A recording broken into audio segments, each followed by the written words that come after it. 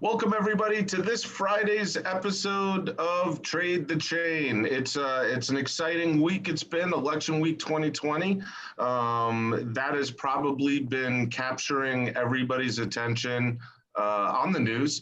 It's all over the channels, but also, kind of our topical discussions today we're going to talk about that are pretty related to the election week is on our big boards. We're going to do our usual coverage of Bitcoin and Ethereum, but BTC, CJ mentioned earlier, we hit a high of $15,988 and $12 shy of hitting the $16,000 range.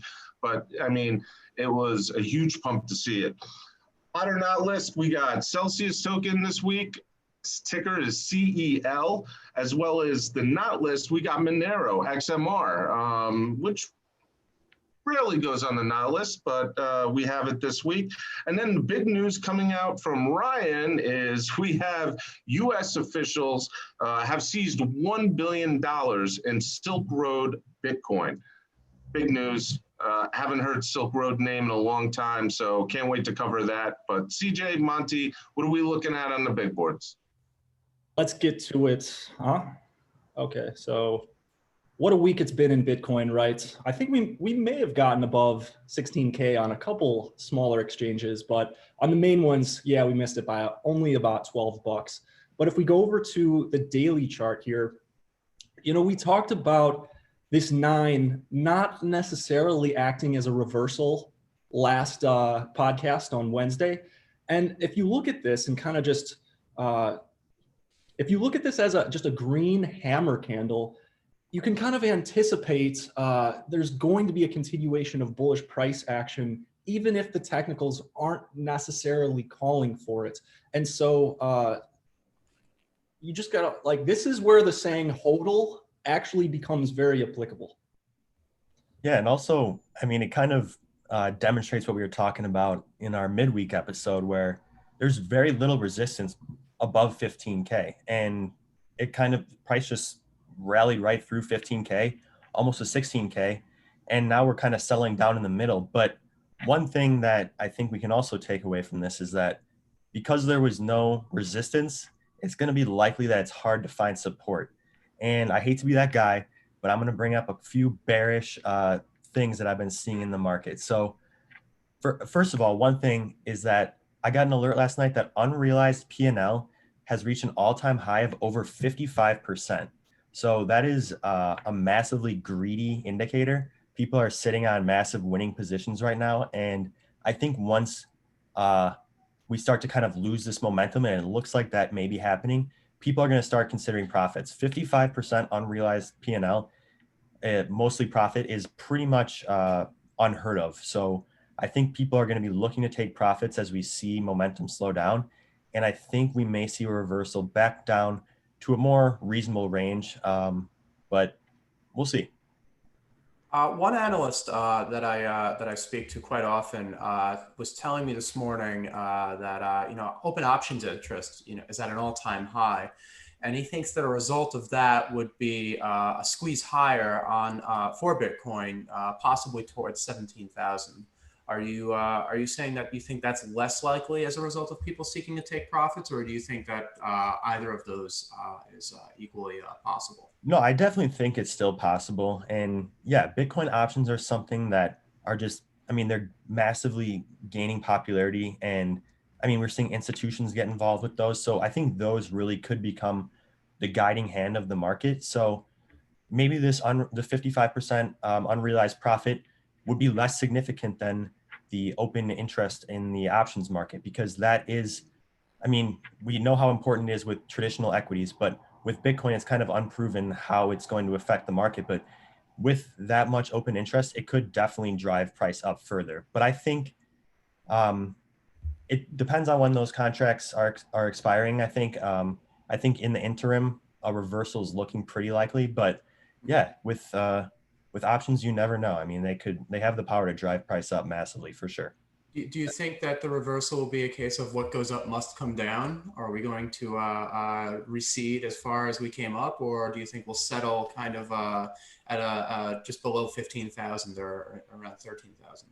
Yeah, that's what that's why I was kind of glad we had a brief period of consolidation like in the mid range of 13,000, because I think that makes it a little bit more likely that we'll kind of catch in that range and then bounce back up a little bit. So I think consolidation in the range of 13.5 to 14K would be really good and is also very likely. So that's what I'm looking for.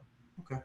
Yeah, I mean, one of the things that I noticed just firsthand from various crypto fund managers and clients that I deal with a day over day basis was everybody was very bullish on the price action at the beginning of the week when the election started.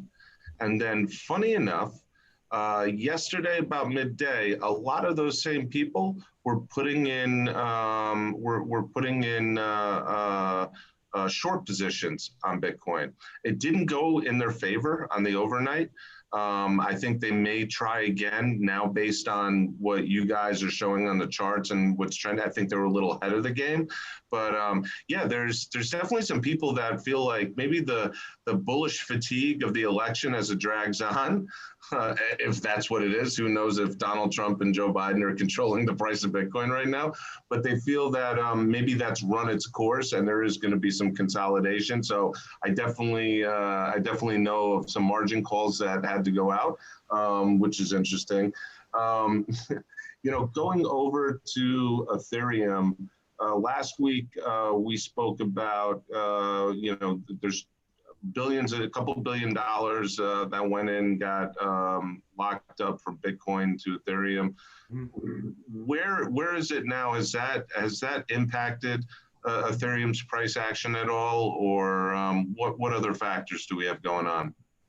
Yeah, so in our service, we actually had 2 Ethereum trade insights published yesterday. Yeah, CJ and I, we actually published a trade insight. This has never happened. We've been doing this for a few months.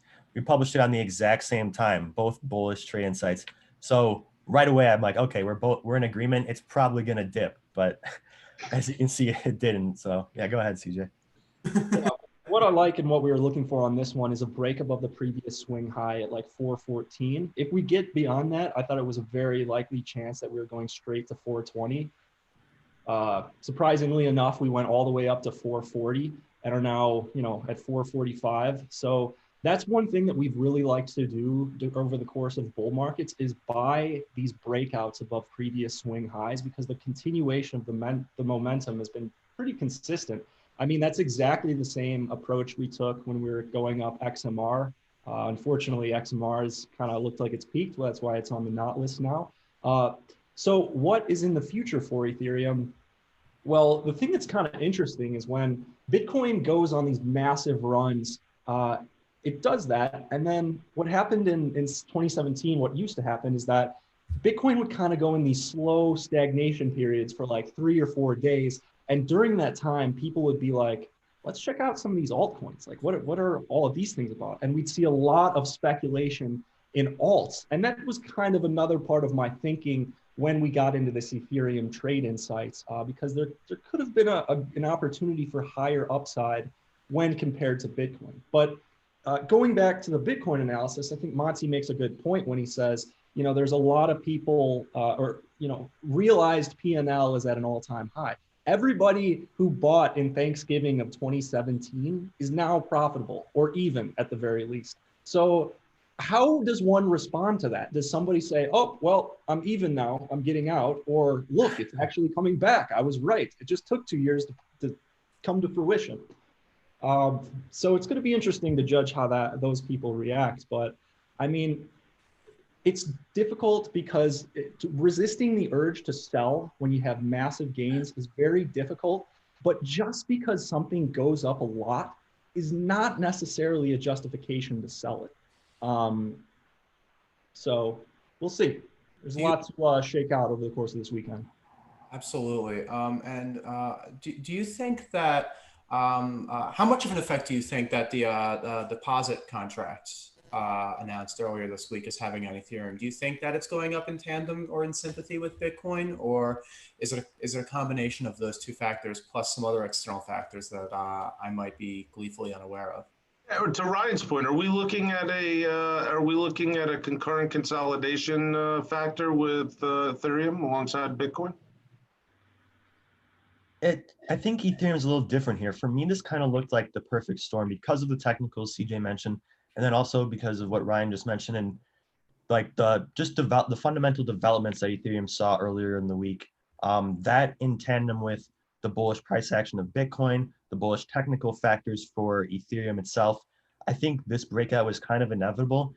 And also, I think it could kind of provide momentum that's a bit contrary to the momentum of Bitcoin. So I think if Bitcoin does consolidate, like some analysts are predicting in that range that we talked about earlier, I think Ethereum could still have some legs to run because it really was kind of a perfect storm. We had all these stars aligning of fundamental developments, the technicals were there, and also the interest, the demand in crypto is there. So I think it still does have some room to run. So back to one thing you said before, and this is a question for all three of you, I guess. If you've held onto an asset for 2 years, ridden the waves up and down that Bitcoin has gone on, at this point, are you selling just because you broke even?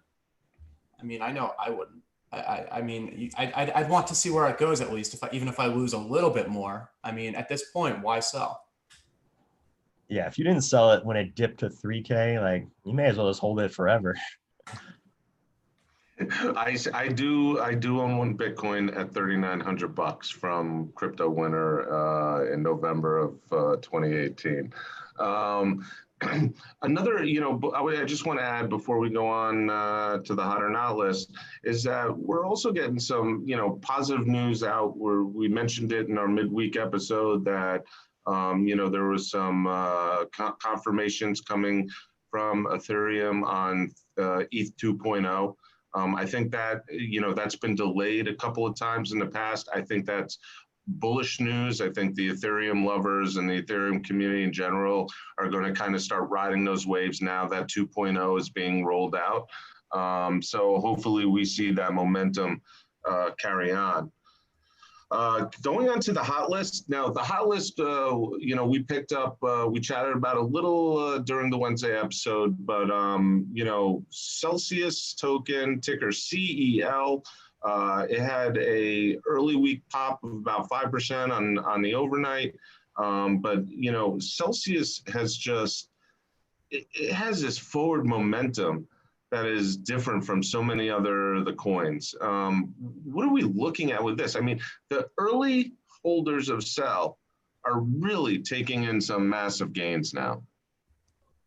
Oh, absolutely. And I think this is just really indicative of how healthy the future of crypto lending is. And I think people are all about making passive income, especially when it comes to Bitcoin or any other crypto. So I think if you can find a way to store your crypto and earn interest on it, that's hugely in demand. And Celsius is the king of that right now. So I think it has a really bright future. And I think this week's price action is just kind of the beginning. It's just kind of just a hint at how important the crypto interest will be to the whole space and to all the traders out there that are looking to store their crypto while also earning some more. So yeah, Celsius has an interesting dynamic and role in the total collective like cryptocurrency brokerage space, because we're seeing this transition from institutions like Voyager, Coinbase, and Gemini. They're not necessarily like exchanges. They're shaping up to be more like banks. I mean, Coinbase now has a debit card that allows you to spend crypto. Voyager is likely going to be moving in that direction as well. So if you're holding USDC in a Voyager account and you're getting 8.5% interest, and then you have a way to spend it as well and get cashback rewards in crypto, that's like the creation of a whole new banking system that makes the traditional commercial banking system obsolete. And if you have Celsius in there as the premier lending platform embedded in the back end of these institutions like Voyager, they're going to be instrumental in the crypto lending industry going forth in the next 5 to 10 years. And we're seeing like unprecedented yields in the amount of interest that you can get. On Voyager, you can get up to 9.5% annual interest. I think those rates will come down over time, but I still think they will be higher over time than the traditional financial markets, because with DeFi and these other lending platforms, you're cutting out intermediaries that traditional finance didn't have, or that they did have, rather. Now, from a technical perspective, you can see on Celsius, we're on a 9, so watch out for that. But overall, I'd love to be a long-term Celsius holder, judging by just how it's been trending upward ever since March. Yeah, I mean, what Alex Mascioli's done with the company, it's really been prolific. I mean, his username, I'm looking at Celsius.network right now, and his username's The Machine on the CEL holder list. So, you know, you look at these interest rates, so what you were saying, CJ, and just, I know Voyager has very attractive interest rates. Celsius has theirs, but I mean, so I mean, if you take the Celsius coin in interest rather than in kind interest, I mean, some of these rates are as high as 21.49%. I mean, if you take that matched with the price action the Celsius coin has, you're earning passive income above 30%. I mean, it's pretty unique. But that being said, you know, there was a New York Post story out, or a news story worldwide out about him gifting his wife for her birthday some CEL tokens. I don't know that I necessarily would have done that from an optic standpoint. Yeah, I mean, Ryan, what are you thinking? And the article, Ryan, that came out last week, which was, I think it was a Reuters article on how much hedge funds are making in their performance returns off of the borrow lend business. There's been a lot of loan arbitrage going on. Yeah, I mean, it gives them a really nice base for generating passive income should the markets dip a little. It's almost like it's a passive hedge without having to buy contracts or without having to use the futures market. And when you couple that with the way Bitcoin and ETH and a few other assets have performed recently, I mean, I can't imagine why all these family offices and individuals have started looking into crypto hedge funds. I mean, you know, I'm looking at Voyager's website now too, and this is just a ridiculous way to earn. Yeah, pull up Voyager's website. Look at these APR percentage interest rates they got going on. Voyager affiliate using them because I couldn't use them in New York, and the interest I'm able to. Now you live in Philly, so you're all good. Yeah, buddy. Look at that. Look at these interest rates, man. These interest rates are ridiculous. If I didn't even know about crypto, and I was earning interest, you know, on fiat money, I would immediately have somebody teach me how to join Voyager and like deposit money. I mean, especially against the average savings brick and mortar bank, it's 0.02% or 0.03% on average in the U.S. I mean, at 8.5%, this, I mean, my grandparents would be interested in this if they knew it existed. It's a sign me up. So. What would be interesting to know is in like 2 to 3 years with rates like this and more people entering the space, how this affects the banks, right? Because banks have certificates of deposit that they issue. You earn certain amount of interest on it, but they're using that as a loan. I mean, it's almost like they're financing other parts of their bank. Now you're taking all that money out of that market, and it's going into crypto rates like this. At some point, the traditional side has to be affected. I guess we'll wait until that happens. Okay, I'm sorry, go ahead. I was just gonna say, one of those things, like Bitcoin is just eating the world, but things happen very, very gradually. Eating the world and growing my portfolio. I'm really glad, CJ, you didn't say to the moon and beyond or something. This is not on the hot list, but I want to bring this. This is actually a recent price action that caught my attention on TradeTheChain.com, and this is Origin Trail. Ticker is TRAC, and you know, if you can.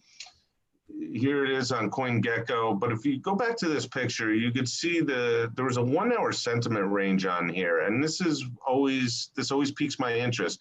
When that sentiment interest, which the left side is supposed to be what the negative projection rate in the 1 hour is going to be, and the right side, the green, this one had double green. So I immediately saw this.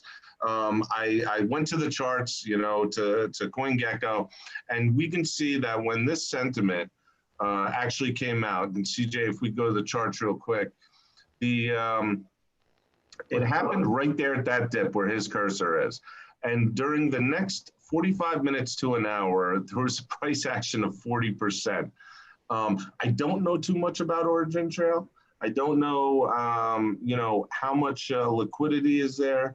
I just thought it very interesting. So, I mean, trade the chain service get alerts like this on a daily basis, and they're able to, I guess, make better and more informed decisions throughout the day. Yeah, and along with that, whether it's tradethechain.com or whether it's Market Rebellion, go over to Market Rebellion too, and go over there and look at the Ethereum insights that these guys are posting, because, to Monty's point, I mean, these guys are really timely in what their assessments are, their views are on the market. But Ethereum Trade Insights, definitely check that out, because this is some great research to add to what you guys may be trading out there. Absolutely. And just our viewers who may not know, our service is going live on Monday. So you will be able to purchase a subscription and get access to these ideas for just $1 for the first month. So check it out. And yeah, let's move on to the not list. Huh? Well, just add on to that, CJ. There's an AMA that's going on. I believe you guys are having this evening, if I'm not correct. I don't want to misspeak, but it's going to be with you, Monty, John Nigerian, Pete Nigerian. It's going to have, I believe, our good friend Steve Ehrlich, CEO of Voyager, is going to be joining as well. So, folks, I'm also going to put that link in the description of the video as well, so you guys can hop on over there and check out Voyager, check out Market Rebellion, and whatnot. So, onto the not list, we got Monero XMR as the ticker, and this is, I guess, what we're seeing is a little top out. Is that correct, CJ? Yeah, we spoke about this a little bit few weeks ago. We were able to make a higher high after peaking on this green sequential 9, but unfortunately we didn't get that much of a gain. It wasn't that much of a higher high, and then subsequently we went down all the way to our current support level of about 120. So we're at 119 is holding support. So this is a very important support level for us here now. And as you can see, we've price flipped to a green 1, which is good for the bullish perspective. But if we go down and close this day below 119, possibly around the 116 level, and this becomes another red 5 candle on the sequential indicator, then I'm going to continue to be bearish on XMR for the foreseeable future. But with our current macro structure in the bull market, I'm not comfortable shorting this right now. Looking at Monero's price action, it's up at the height before it started falling back. It was up, what, 200% year to date, and it had reached at least a 2-year high. Do you think that this retracement is more due to price action, or are there other factors? Not price action, price profit taking, or do you think there are other factors at play? Yeah, I think it definitely is profit taking, but I think it's kind of in conjunction with the timing of the massive Bitcoin rally. So I think a lot of people, I mean, XMR is a widely popular coin. It's been a darling in the space for a while. And I think a lot of people that trade it have been holding on to it for that whole period. Some of them even held on to it during that crash, I think. So I think a lot of people took this opportunity to take some profits in Monero and kind of get into Bitcoin right before that rally. Because looking at this chart, it was pretty interesting to me how it was one of the few coins out there that was sort of immune to the all ships rising effect of Bitcoin. And most of the market was green where Monero was red. And I think that was indicative of people taking profits and flipping into other assets. One thing I did notice with this recent Bitcoin rally is that it didn't, like you've noted, bring up all altcoins with it. It wasn't a rising tide lifting all ships. Do you think that's because the exuberance around Bitcoin this time was so much more focused because of uncertainty, macro uncertainty and elections uncertainty? Or do you think it's because there are so many newer people and newer institutions getting into the space that the price action around Bitcoin will eventually trickle down to the other small cap tokens? Well, if we judge it by history, that's what we saw in 2016 and 2017. We see the initial pop coming from Bitcoin, and then we see people become interested and look at other assets on the exchanges or the brokerages, and they're like, oh, what's Litecoin? I've never heard of that before. Maybe I'll put some money into that. And then, we got a 120% increase in Litecoin in less than 2 weeks. So these things have happened before, judging by previous cycles. If there was one primary difference that I would have to kind of recognize is the fact that this rally's been driven by a lot larger players like institutional corporate investment. And so that primarily targets Bitcoin. Nevertheless, since the liquidity and since the market caps are so low on these altcoins, I think regardless if there's just general interest in Bitcoin and in the space, that's going to lead to a lot of retail speculation and potentially institutional speculation in the altcoin market. So hot dog to recover, huh? What was that, Ryan? Hot dog has a chance to recover. Yeah. But let me tell you something. There's Shark Tank, and they got Mr. Wonderful, which I know has spoken at Market Rebellion conference, and then we have Mr. Short, and not because of any sort of size or stature, just that's how he loves to play the market. Monty, is XMR going to be a short position for you in the near future? I'm honored by the title, but I think I agree with CJ here. I'm not comfortable shorting this right now, just because of all the macro things we've been talking about, and just because of the bullish sentiment in the space. I still think Monero has great utility. One of the most private tokens out there. It's got a use case because it is very private. So I think it's, as long as it has utility, I remain bullish on it long term. So yeah, I wouldn't short this, but maybe an even riskier trader would. Okay. All right. Well, on to the news. Big news, bigger than the election. I'll just hype it up like that. We haven't heard the name Silk Road in quite some time, but we have news that broke with over $1 billion seized by U.S. officials of Silk Road Bitcoin. Ryan, where did they find this stash? Did they even give any details? But I mean, how did this situation come about? Yeah, sure. Earlier this week, when the first stories started dropping and the first alerts started going out from Will about how about what was it, $990 million worth of Bitcoin had moved. No one knew where it was going. Everyone was chatting about it, and that was the buzz in the crypto industry.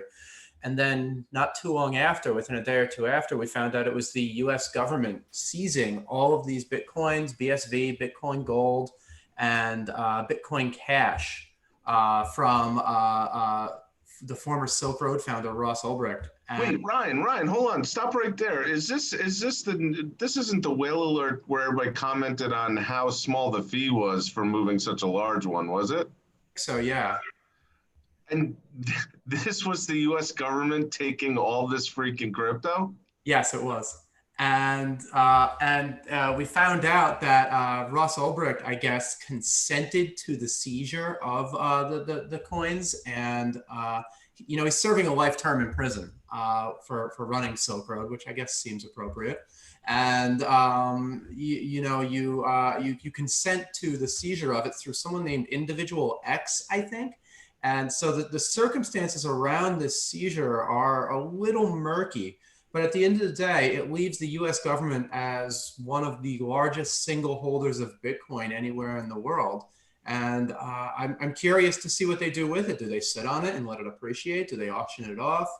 What do you guys think they're going to be doing with this? Well, they would be smart to hold on to it like MicroStrategy or Square or the other. Maybe we could narrow the trade deficit if we hold on to it.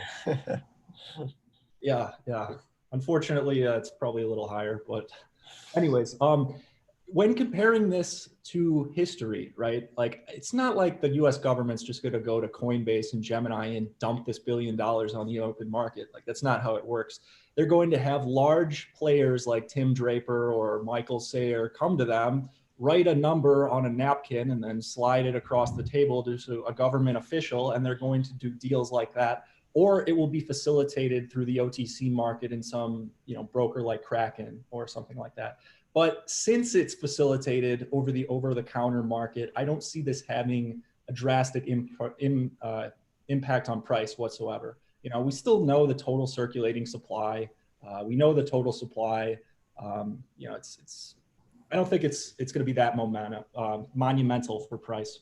That's a great point, actually, because a crypto happy hour I was at last night, sponsored by our good friends at the Tie, was the talk of that happy hour really was, if the U.S. government sells this stash of Bitcoin, prices down. And a lot of people that last night were selling out of their Bitcoin positions, at least chunks of them, to lock in profits before the government drove down prices artificially.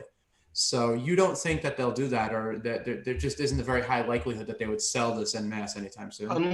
Unless Steve Mnuchin has a Voyager account and he's just going to funnel it, to the market that way. I think CJ is right. And it's going to be, the smart move is what CJ said, which is to start talking to private companies who want to acquire Bitcoin for the treasury, right? I think it's an easier way than micro bursting every 3 seconds out to the market trying to acquire. It's a straight up deal. The seller already. There's no AML KYC involved. So yeah, I'm on with CJ that's probably going to be the most likely thing. Fair enough. Guys, quite the week. We did 2 episodes this week just because of the election. There was a lot of moving parts and a lot of moving news happening. So I want to thank you for joining myself, my co-host Ryan, our crypto analyst CJ and Monty from marketrebellion.com. We'll tout our wares, but if you're looking for AI price action alerts, we have tradethechain.com. If you're looking for a dog, we have one in the background of Ryan's screen there. And I want everybody to pay attention to Monday's launch of Market Rebellion's .com's crypto suite. CJ, if you could just pull up the website real quick for the crypto community page, because I was checking this out while we were talking, and this has all been redone, and this thing looks beautiful. But that's going to launch on Monday, so stay tuned. There's going to be an AMA tonight with Voyager CEO John Pete Najarian and the guys here. That link will be in the description. You'll have the link to marketrebellion.com's crypto in description. There will be tradethechain.com in the description. Go to the front one. Go to the /cryptocurrency/crypto.